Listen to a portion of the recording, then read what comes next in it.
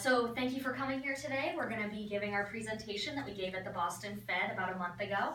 It has been a month, so excuse us a little bit if we make any mistakes. But we're excited to be able to present to you what we presented there. So this is Jason Pollock, Kyle Hubschmitt, I'm Rosie Steinberg, and this is Tristan Stoutes. So when conducting monetary policy, the Fed has four main goals, or pillars as we call them, and those being price stability, full employment, financial stability, and general economic growth. For our proposal, we decided to focus on financial stability for the reason that if we can improve the stability of that pillar, we can improve the other three as well.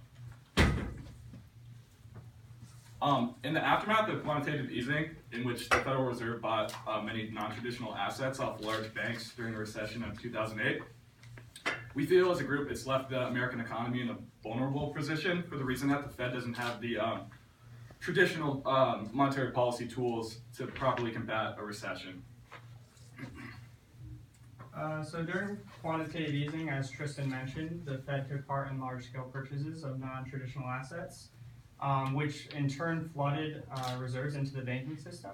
Because the banks did not keep up their lending with this flood of reserves, created excess reserves in the economy that you see on your screen. At the same time, the federal funds rate was dropping pretty inherently because of that. And it got to the point where the Fed had to institute an interest rate on reserve balances to effectively set the floor so that the theoretical market rate could drift lower while the effective Fed funds rate would stay where they set that rate. And because of that, the excess reserves created a buffer in the economy. That buffer between them being able to use traditional purchases and sales of securities to affect the Fed funds rate. And we believe this is an issue because it's absolutely essential that they regain their traditional market tools in order to affect the Fed funds rate. So moving to our second debate into our hypothesis, the Fed funds rate is so effectively low right now that if they were to have to react to recessionary behavior, they wouldn't have a lot of leverage to operate downward, which is a problem because they wouldn't be able to spur the economy and provide cheap and easy money into it. Our third debate to our hypothesis, currently the Fed's balance sheet is completely unprecedented. They've never held as many non-traditional assets as they currently do. And the problem with this is there's no comparable context to it. And with any uncertainty in the markets, you don't know how they're going to react if and when you let them roll off or sell them back in the market, which we do not believe long term. It's wise that they hold on to it as their balance sheet. But we are worried about the uncertainty in financial market response, which is why we suggest that they allow it to roll off instead of shocking it by selling it back in. So in summation, we believe that it is absolutely essential that the Fed regain their traditional means of influence in order to conduct monetary policy using open market sales and purchases to be able to affect the Fed funds rate, among other things. And we are by no means predicting an imminent recession, but we simply see things in the economy that are concerning, and the Fed has to regain these controls before a recession were to hit, in our opinion. We are worried about the flattening of the yield curve. We're worried about rising asset prices, specifically within the equity markets and now Bitcoin, since the competition. And we are worried that a potential lag in inflation could have dire consequences if it were to hit. And for the first time since before the subprime mortgage crisis and before the tech bubble burst, actual GDP has eclipsed potential GDP. And this all points towards the potential for an economic correction that they must prepare for. Now, our economy always cycles through periods of expansion, and whether we like it or not, it always cycles through periods of contraction. We don't mean to argue that we think there's going to be a recession next year or the year after necessarily. We're just pointing to the cyclical nature to point to the importance of the Federal Reserve regaining their traditional means of influence to make sure that they can effectively combat the next recession when it does happen. Now, as we mentioned, there is a ton of excess reserves in the economy right now, about 2.2 trillion. A lot of those are shrinking as mortgage-backed securities are rolling off the Fed's balance sheet. But ideally, we'd like to shrink all of them so that the Federal Reserve can once again affect the Fed funds rate through open market transactions. So we laid out a plan where if we can get rid of 220 billion semi-annually, then at the end of a 5-year period, we can limit all of those excess reserves. Now we want to sell the difference between what's rolling off as mortgage-backed and our 220 target in long-term government debt. Now the reason we want to sell it in long-term government debt is because the other part of our plan is increasing the short-term interest rate. And we're concerned that as we increase the short-term rate, the yield curve is starting to flatten a little bit. And if we put more long-term debt in the market, that'll drive prices down and yields up, assuring that that yield curve continues to be upward sloping and assuring that long-term intermediation can continue to be profitable. Now, the reason we want to raise the Fed funds rate by 25 basis points semi-annually is because our target after 5 years puts us at a Fed funds rate of 4%.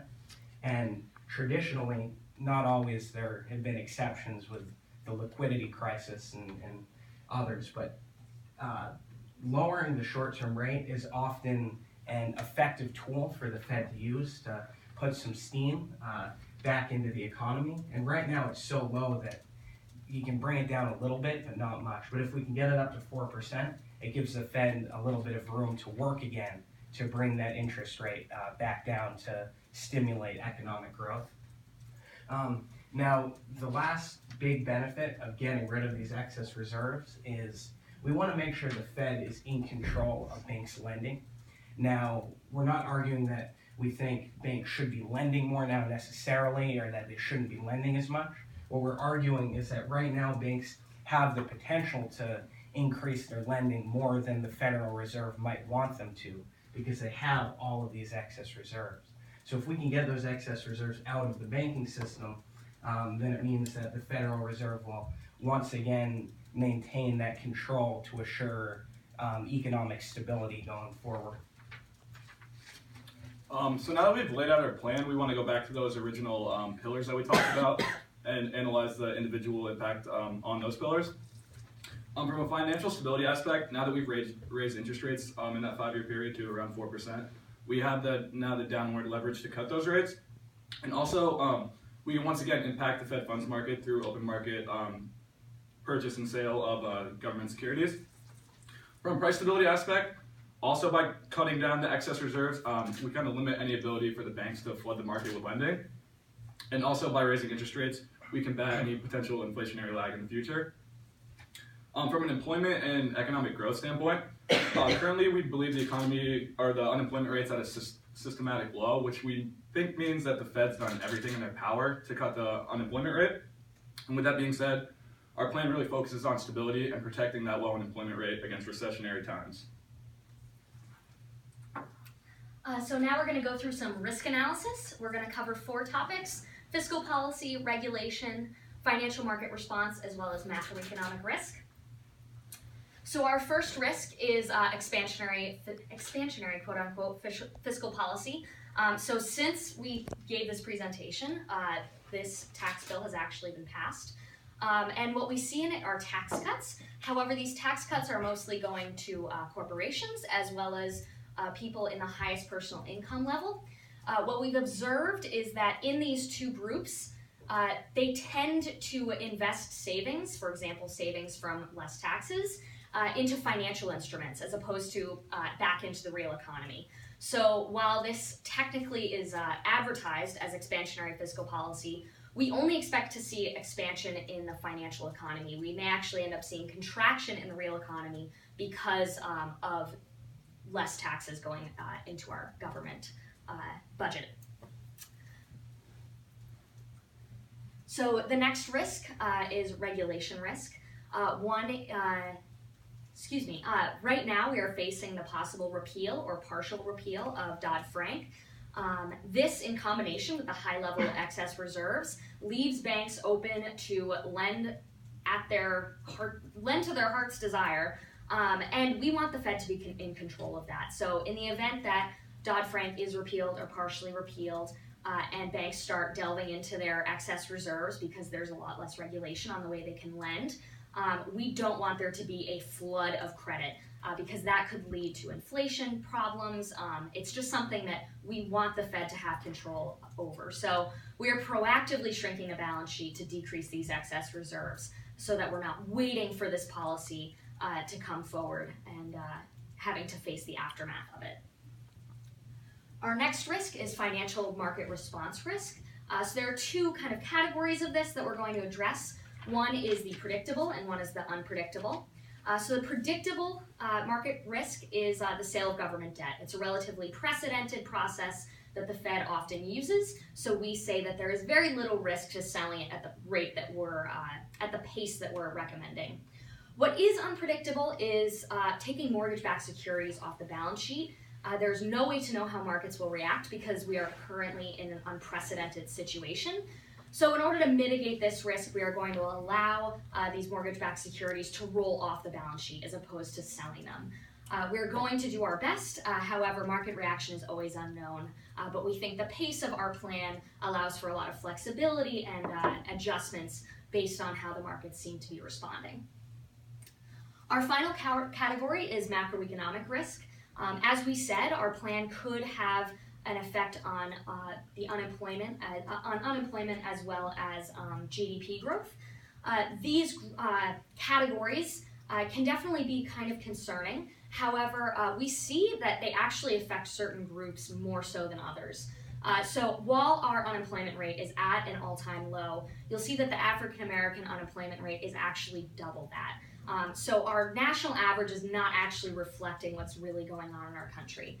In addition, you'll see that rural areas experience unemployment more than urban areas.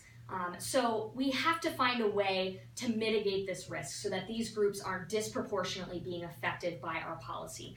And we have a couple ways that we are going to suggest that we do that. So the first is to really revitalize the Community Reinvestment Act.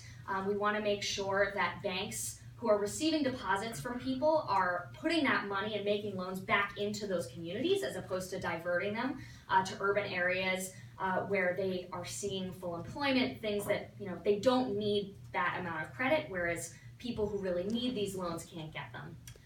We also want to create educational programs to prevent predatory lending. We think this is extremely pertinent after the most recent financial crisis. And overall, we think our plan will ensure financial stability.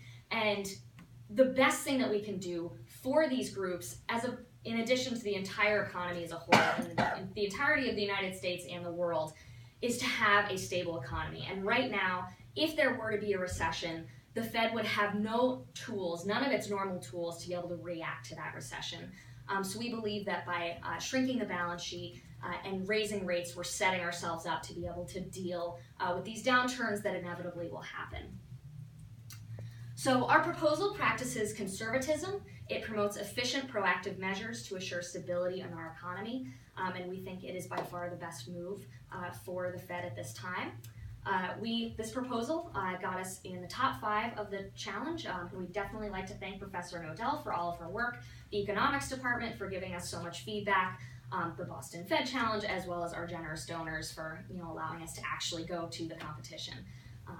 So yeah, that's it. Thanks for coming. Thank you.